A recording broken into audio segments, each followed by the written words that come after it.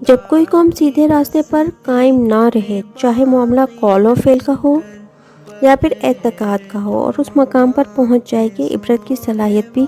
کھو بیٹھے، تو ہدایت کی بجائے گزشتہ قوموں کی طرح تباہی اس کا مقدر بن کر رہتی ہے۔ جیسا کہ سورہ حج کی آیت نمبر 46 میں عمل و عقل کا تعلق دل کی طرف کیا گیا ہے، جس میں یہ واضح کیا گیا ہے کہ عقل کا محل دل ہے، اور بعض کہتے ہیں کہ محل عقل دماغ ہے، اور بعض کہتے ہیں کہ ان دونوں میں کوئی فرق نہیں۔ اس لیے عقل و فہم کے حصول میں دل اور دماغ دونوں کا آپس میں گہرا ربط و تعلق ہے، جو کہ سورہ حج کی آیت نمبر 46 سے ثابت ہوتا ہے، جس میں اللہ فرماتا ہے، کیا انہوں نے زمین میں سیر نہیں کی تاکہ ان کے دل ایسے ہوتے کہ ان سے سوچ سکتے، سمجھ سکتے، اور کان ایسے ہوتے کہ ان سے سن سکتے۔ بات یہ ہے کہ ان کی آنکھیں اندھی نہیں ہوتی، بلکہ دل جو سینوں میں ہیں اندھے ہو جاتے ہیں۔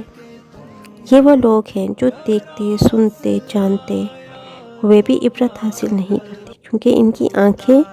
اندھی نہیں ہوتی، بلکہ سوچنے اور سمجھنے کی صلاحیت اندھی ہو جاتی ہے۔